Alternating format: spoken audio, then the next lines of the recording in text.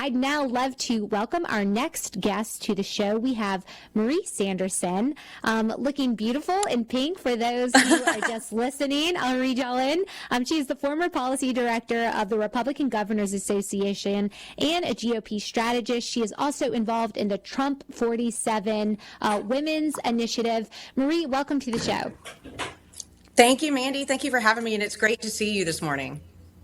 You as well. Okay, so Trump 47 Women, I know there was a big event last night. Could you tell us a little bit about that event and what you're seeing on the ground down there in Ocean Springs? Absolutely. Well, we did. We were so pleased and honored to have Governor Huckabee Sanders join us in Ocean Springs last night for a fundraiser to get people excited and to raise some critical money for President Trump. We are really excited about the election. There's a lot of excitement in the state and on the Gulf Coast. But what we are seeing is Kamala Harris has a fundraising advantage to President Trump. And while I'm pretty confident, I'm sure you are too, that Mississippi is going to vote for President Trump, what we wanted to do is pay it forward and allow Mississippi to help raise some money for President Trump as we hit the final stretch and have to win in some pretty key states. So it was a great event. Governor Sarah Sanders, as you know, I know you know her as well, is a powerhouse. I think people at the event who came from all over the state, we had people from North Mississippi and Central Mississippi and the Delta come in. And it's one thing to hear Governor Sanders on TV, but to hear her in person and what she's accomplished and what she did for the president and her reasons for getting involved in this election was truly compelling, and it was very exciting. Well, that's really wonderful to hear. And to that point, the campaign dollars do matter. And from the left, for whatever reason, I think it has to do with receipt of international support. That's a totally different segment we don't have to get into. But they tend to beat us at the campaign dollars place. So it's important for folks in Mississippi to help as well, because dollars from Mississippi help them spend dollars elsewhere in some of those key swing states that I know we just had Tommy Pigott, someone you probably know from the RNC, come on a second ago. But did Governor Sanders, did she talk about the state of play in any of the swing states and what her outlook is and expectations are over the next 2 weeks? She was measured, as you would expect. She gave the reasons why we could not have another option but President Trump. She talked about how, as a mom, when she worked for the president and she was kicked out of restaurants and ended up on Saturday Night Live, how he would take time out of his day to say, Sarah, you're smart, you're strong, and they don't like you because you're good at your job. And so she took the time to talk about who President Trump is as a person, which we often don't hear through the media.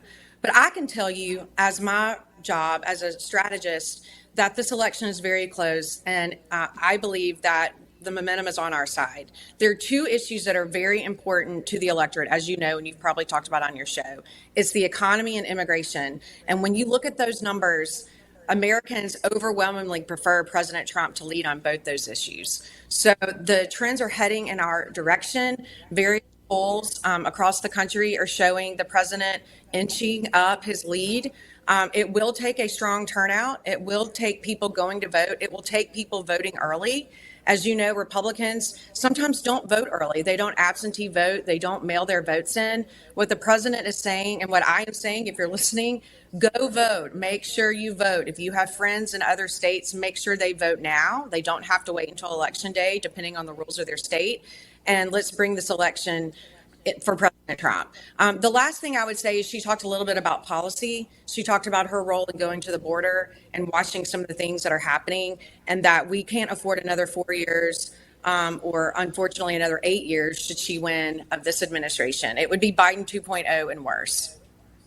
Yeah, I do. So much of it, I think, would be worse because while she's tried to sing a different song leading up to this election, her actions over the past 3.5 years of vice president and then her actions in the Senate show how she is really aligned with the most extreme leftist policy ideas that really are leading this country away from opportunity and away from growth and an open borders entity where crime is going up and you see the weaponization of federal agencies working against the American people instead of helping them in ways that they were designed to actually do.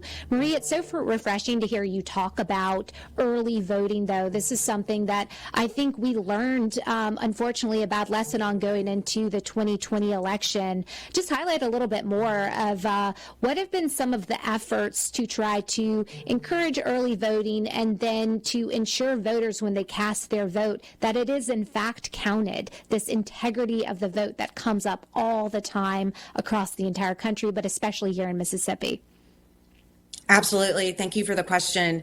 There are efforts throughout the country, depending on the state laws. So early voting is state by state. I believe that Secretary Michael Watson has done a very good job in the Republican Party telling voters how they can vote in Mississippi. You can go vote now, absentee, if you're going to be out of the country or out of the state, rather, on the election day. But listen, there are some states that are already voting. And so what the president is doing and his campaign is doing is telling them how to vote, that it's safe, and you must go do that. On the other side, people are really concerned about integrity. You just mentioned integrity. There is an entire effort ready to go on election day to make sure that those are cast are people who are eligible to vote in Mississippi, that they're legally their citizens and they have the right to vote. In addition, there's an effort to make sure that should we get into a posture after the election where we have to make sure that those votes are counted, President Trump will have the operation, the legal team, smart lawyers, smarter than I am, who are going to engage on that effort.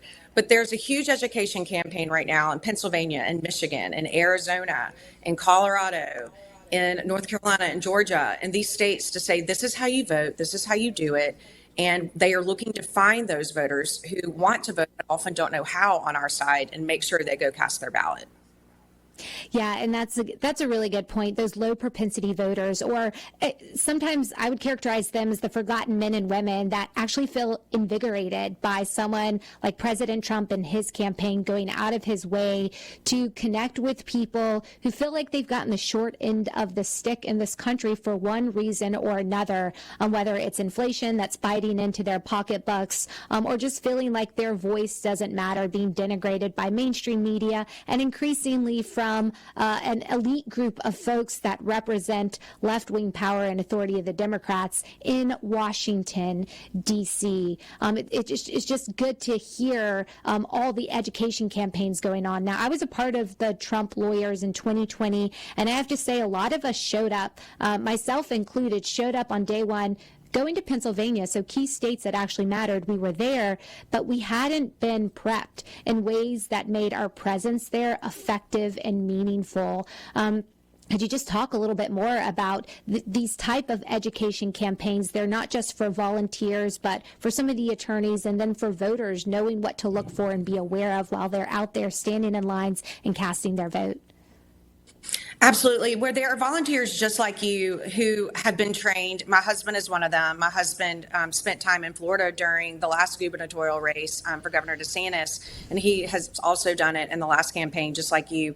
There are lawyers who are trained in what to look for. And then people like me who are not lawyers who want to volunteer are taught how to watch at the ballot, what's allowed, where you can stand. You make sure that the people who are coming in are actually showing an ID where necessary and the right information. And then once those ballot boxes closed, you go to the circuit court, you go to the office, and you watch how these ballots come in and you watch them count. And if you see anything unusual, you let the right official know. And there's a very important legal process that you go through to ensure that those votes are counted, first and foremost on our side, but that they're the right votes to be cast. And there's a process that went through to ensure that they were actually accurate.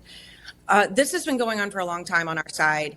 I would argue that there's been a lot of effort put in this year in particular because this election is so important and every vote will count. You're right. This election is so important. And also important are the volunteers like yourself and your husband, Brian. I'm so glad that y'all have been leading the charge in terms of creating that momentum, delivering campaign dollars to the president, and then volunteering your time to help be a part of this election.